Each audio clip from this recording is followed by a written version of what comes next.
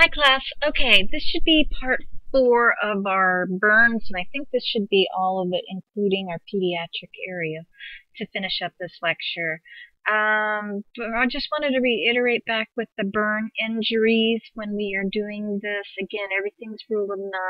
So let's say, for example, a patient comes in, he was stamping out a fire with his leg or feet, and his leg caught on fire. Let's say just the right leg caught on fire. What would be the percentage of body that was burned by using the rule of 9? So we would look at this. The patient's burn, was it anterior only? Was it anterior and posterior? Was it just posterior only? We need to look at the leg. So if the whole leg, anterior and posterior, was burned, what percentage would that total be? Hopefully you answered 18%. If it was just anterior, the percentage burn would be 9%. If it was just posterior, it would be 9%. But because it was both, we add the two nines together. For example, maybe this time we had a patient that had his arm that caught on fire because he was doing some stunt or whatever, right?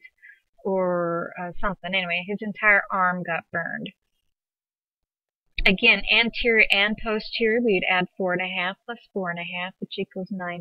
If just one arm was burned, it was 9%. If it was just anterior, 4.5, posterior, 4.5. But because both, it was 9. When we're talking about entire body, let's say the patient minus his head was burned, then we would add, and it was anterior and posterior, we would add the entire thing. So 4.5 for each 9 total, actually. I should say 9 for the entire arm. Each arm would be then 9 plus 9 is 18%. You have your anterior and posterior, chest and back. You would add those two together. But don't forget the groin. Now, it's only 1%. There's no posterior groin area. It's just anterior, so you just add that 1%.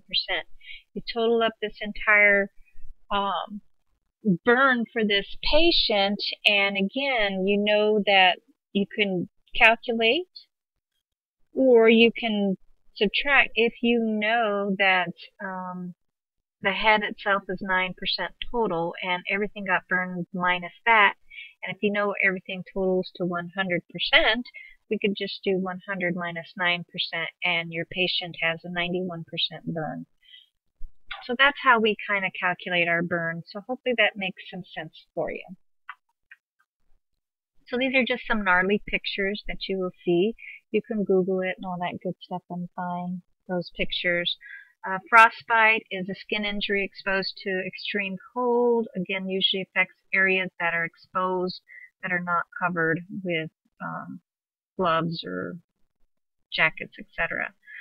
It is a burning reaction that is caused by alternating the vasoconstriction and vasodilation. So that's why when you are out and playing in the snow and you don't have your gloves on, your hands actually have that burning feeling. And that's because of this alternating vasoconstriction and dilation. Inflammation and reperfusion are both part of this pathophysiology as well. We have disorders of our hair, of course, where we have male pattern baldness, which is called male pattern alopecia. And it's genetically predisposed response to those androgens. So it's androgen sensitive and androgen insensitive follicles that make the men lose their hair. Women as well can lose their hair. We can have female pattern alopecia associated with elevated levels of the adrenal androgen as well.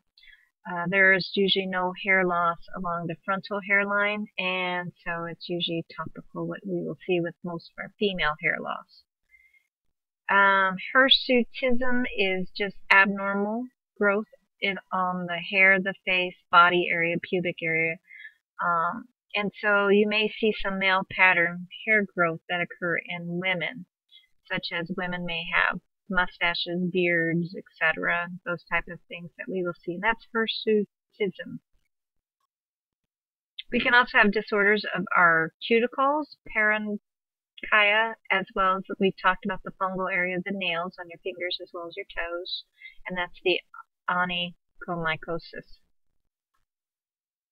And so that is it for that slide. I'm going to pause this video, which you won't even know, I hope. Okay, so that was the adults, and I'm going to try to go through alterations of the integument in the children pretty quickly because it's pretty much the same thing except for they're just in children. We know kids get acne. We've all been teenagers. We've gotten it. It's the most common skin disorder that you will see. There's different types. Of course, you got your blackheads and whiteheads, which are non-inflammatory, as well as then you get those big red bumpy ones, which are follicular wall ruptures or cystic nodules that you will see that are inflammatory. And it kind of goes through this whole process that you can read about, but the big thing, it's produced by the Propionibacterium acnes. So usually we can just treat it with special topical treatments. Some may need some surgery or exfoliation and things like that, dermabrasions to help fix this disorder. So a picture of acne if you've never seen anybody with acne. And there's another type of acne that is severe, which causes these huge cysts beneath the skin that usually they'll have to go in and surgically remove. Atopic dermatitis we can develop with our babies. It's a common form of eczema in children. Cause is unknown. Usually it's manifested with increased IgE levels, elevated interleukin-4, and they test positive in the skin test. Usually you'll see pruritus, eczemoid appearance, and age-dependent distribution of skin lesions. So meaning the younger ones is more rash to face, scalp, trunk, arms, and legs, and as we get older we'll see more of the rash to the neck and a cubital area and popliteal behind the knees, hands, and feet. With atopic dermatitis, we need an accurate diagnosis to ID this or identify it. It can be caused by stress. We need to reduce stress levels, keep the skin hydrated, maybe even prescribe some anti-inflammatory agents if need be. So it's a picture with someone with atopic dermatitis, poor little guy. Diaper dermatitis is due to that ammonia being excreted from urine. It affects the lower abdomen, genitalia, buttocks, and upper thighs when these little guys are in their diapers way too long. That's why we do not let our children keep those wet diapers on. It does get sore. It can vary. It can be a mild redness to severe lesions and things like that. So again, we want to keep the area clean and dry, so the child needs frequent diaper changes. Keep the perineal area, again, dry, so whereas we may need to keep it open to air for a while. And we can also prescribe certain medications to help. So these are some severe diaper dermatitis that you may see with your children when they come to the hospital. So we will keep these open to air. Children can get impetigo as well. It's caused by Staphylococcus group A. Usually see this more in your hot, humid climates. So here's a great picture, close-up of impetigo.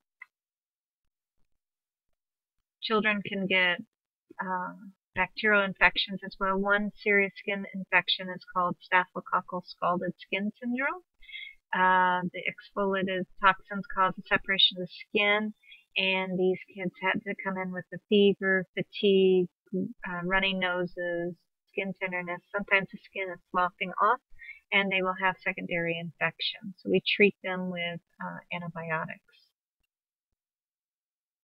Again, fungal infections is your tinea. We talked about these different types of tinea for adults. Same thing with our children.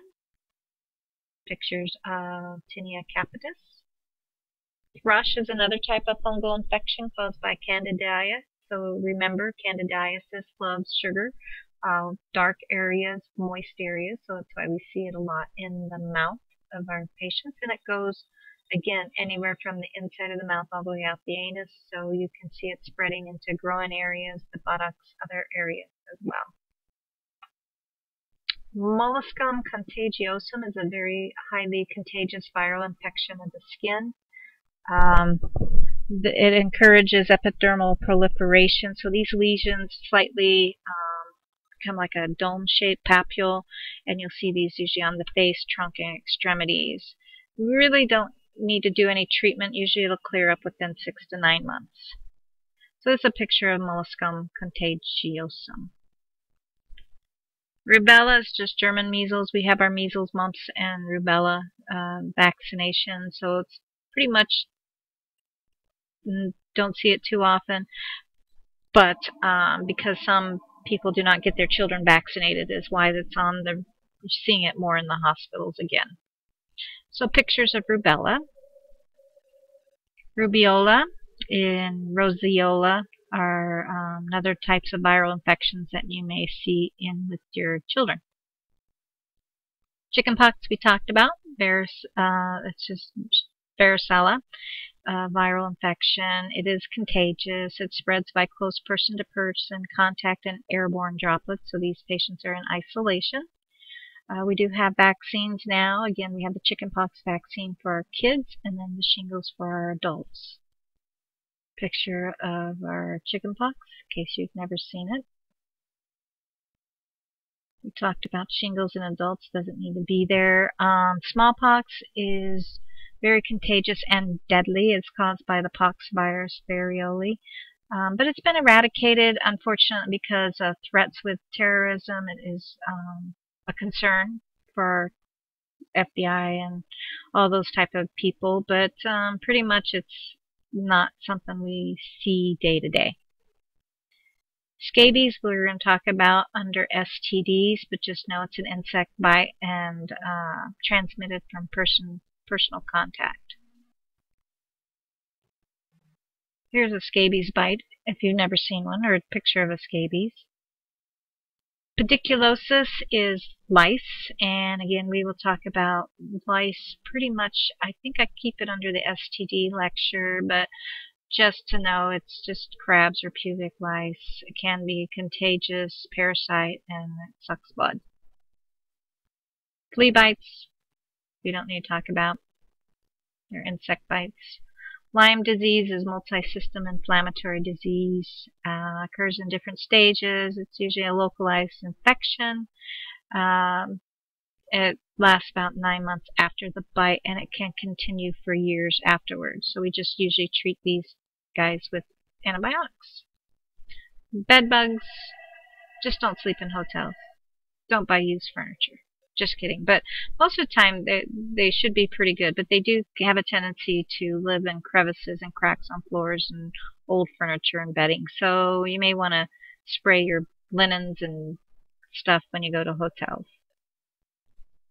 Hemangiomas. There's strawberry hemangioma, which is raised vascular lesion. It usually comes after birth, about 3 to 5 weeks afterwards.